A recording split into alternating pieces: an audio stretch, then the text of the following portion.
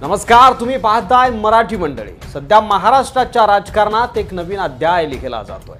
अनेक वर्षांची कटुता बाजूला ठेवून ठाकरे बंधू राज ठाकरे आणि उद्धव ठाकरे पुन्हा एकत्र येत आहेत। म्हणजेच भाजप आणि महायुती समोर थेट आव्हान उभं राहतंय। पण या सगळ्यात एकनाथ शिंदेंचं राजकीय करिअर धोक्यात आलंय का? कोणत्या पाच चुका शिंदेंना महागात पडतायत आणि शिंदेंना आता धोका राज उद्धव यांचा तर आहेच, मात्र भाजपचा देखील आहे। कसं ते देखील बघणार आहोत।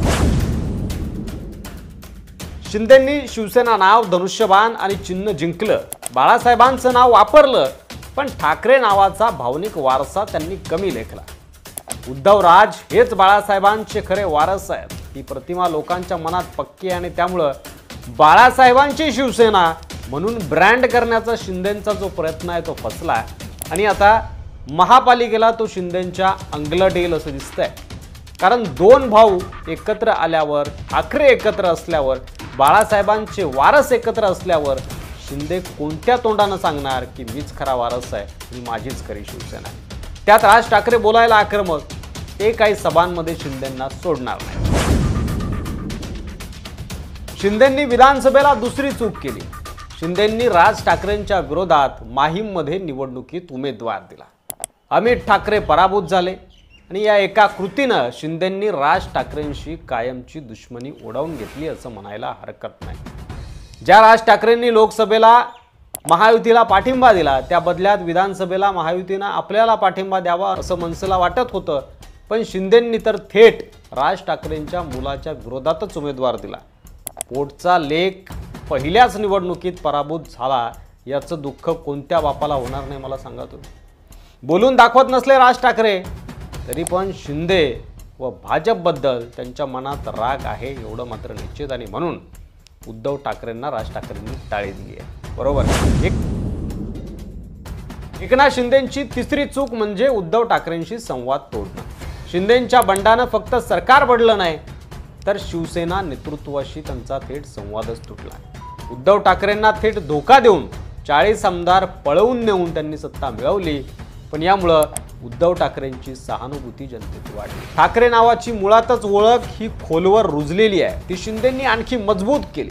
आता बघा, पवार वेगळे झाले पण संवाद कायम आहे, तसा शिंदेंचा आणि ठाकरेंचा कसलाही संवाद नाही, किंवा शिंदेंच्या आमदारांचा देखील ठाकरेंसोबत फारसा काही संवाद नाही। संवाद कायम असता तर भाजपवर देखील दबाव शिंदेंना ठेवता आला असता, पण परतीचे दोर त्यांनी स्वतःच कापून टाकलेले आहेत आणि त्यामुळे भाजप देखील त्यांना खेळवत राहतं।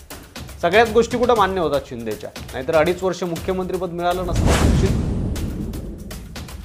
शिंदेंची चौथी चूक म्हणजे भाजपावर अवलंबून राहणं। शिंदेंनी सत्ता मिळवली खरी, पण ती भाजपच्या पाठिंब्यावर। शिंदे गट स्वतंत्र ताकद दाखवण्यात अपयशी आहे। भाजप आहे म्हणून शिंदे आहे, नाहीतर गुवाहाटीला जाणं आणि कोर्टात पक्ष वाचवणं हे सगळं एकट्या शिंदे सेनेला शक्य नाही। भाजपच्या हिशोबात एकनाथ शिंदे हे एक प्यादे आहेत, ठाकरे ब्रँड संपवण्यासाठी आणि मुंबई काबीज करण्यासाठी।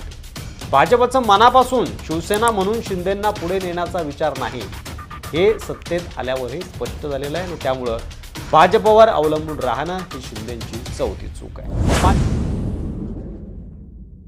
पाचवी चूक म्हणजे शिंदेंनी महत्त्वाचा मुद्दा सोडूनच दिला, मराठी अस्मिता।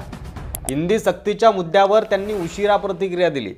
मराठी जनतेच्या भावनांशी थेट संवाद साधण्यात ते फेल ठरले आणि या उलट उद्धव आणि राज ठाकरेंनी एकत्रितपणे मराठी अस्मितेचा आवाज उचलला। त्यांनी भाजपच्या हिंदी सक्तीच्या मुद्द्याला प्रखर विरोध केला असता शिंदेंनी, तर मराठी माणूस काही टक्के तरी शिंदेंच्या बाजूने झुकला असता, पण शिंदे गप्प राहिले, कारण त्यांना भाजपचा रोष आपल्यावर कदाचित तोडून घ्यायचा नसेल आणि त्यामुळं हा मुद्दा ठाकरे बंधूंच्या पथ्यावर पडला आणि शिंदेंना तो आपल्या जुळीत ओढता आला नाही असंच म्हणावं लागेल। या 5 चुका आता शिंदेंवर उलटणार आहेत।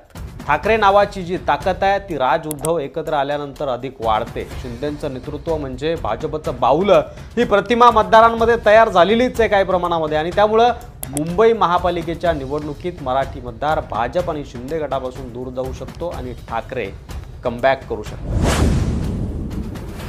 शिंदेंच्या बाळासाहेबांची शिवसेनेला मुंबईत आव्हान तयार होणार आहे, कारण जिथे शिंदे स्वतः बाळासाहेबांच्या नावाचा दावा करतात, तिथेच ठाकरे बंधू, ठाकरे कुटुंब आता एकत्र दिसणार आहे। ठाकरे नावाची मूळ भावनिक लाट आता उद्धव आणि राज यांच्याकडे जाणार आहे आणि हेच शिंदेच्या गटाच्या अस्तित्वासाठी धोका ठरू शकतं। जे राज ठाकरे शिंदे आणि भाजपला उद्धव ठाकरेंच्या हल्ल्यापासून वाचवू शकले असते, ती राज ठाकरेंची ढाल आता शिंदे आणि भाजपकडे नाहीये आणि त्यामुळे शिंदेंचा मुंबईतून सुपडा साफ देखील होऊ शकतो। मुंबईत भाजपसोबत मिळून शिंदे गट 100 पेक्षा जास्त जागा जिंकण्याचं स्वप्न पाहतोय, पण ठाकरे बंधू एकत्र आल्यावर हे स्वप्न उद्ध्वस्त होताना दिसतंय।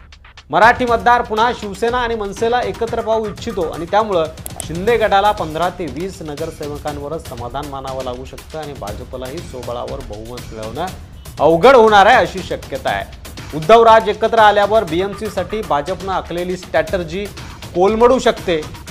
शिवसेना आणि मनसेच्या संयुक्त ताकदीपुढे भाजप आणि शिंदे गट हतबल होऊ शकतो। एकनाथ शिंदेंची ताकद भाजपच्या पाठिंब्यावर आहे, पण जर बीएमसीत शिंदे गट कमजोर ठरला तर भाजपच्या नजरेतही शिंदेंची किंमत कमी होईल। अगोदरच भाजपमध्ये किंवा युतीमध्ये शिंदेंची जी हेळसांड होते ती हेळसांड युतीमध्ये शिंदेंची अधिक पुढच्या काळामध्ये बघायला मिळेल जर एकनाथ शिंदे बीएमसी निवडणुकीत कमकुवत ठरले तर। या सगळ्या पार्श्वभूमीवर 5 जुलैला मुंबईत ऐतिहासिक विजय मेळावा होतोय। राज ठाकरे आणि उद्धव ठाकरे हे दोन भाऊ अनेक वर्षांनी एकत्र स्टेजवर गुलाल उधळत जल्लोषात मराठी माणूस या मेळाव्यात येणार। ही केवळ सभा नाही तर ही मराठी अस्मितेची रणगर्जना आहे। शिंदे गटासाठी ही सभा म्हणजे दडकी भरवणारी ठरणार आहे, कारण या एकतेनं भाजप शिंदे गटाला थेट आव्हान उभं केलं आहे। तर मंडळी, तुम्हाला काय वाटतं? शिंदेंच्या या 5 चुका त्यांना राजकारणातून संपवतील का? ठाकरे बंधूंची एकता मराठी मतदाराला एकत्र आणेल का? शिंदेंना मुंबईत किती जागा मिळतील? तुमचं मत कमेंटमध्ये नक्की सांगा आणि अशाच व्हिडिओसाठी मराठी मंडळीवर नवीन असाल, अद्याप सबस्क्राईब केलं नसेल तर सबस्क्राईब करायला देखील विसरू नका। पुन्हा भेटू पुढच्या व्हिडिओमध्ये, तोपर्यंत रजा घेतो। धन्यवाद। जय महाराष्ट्र।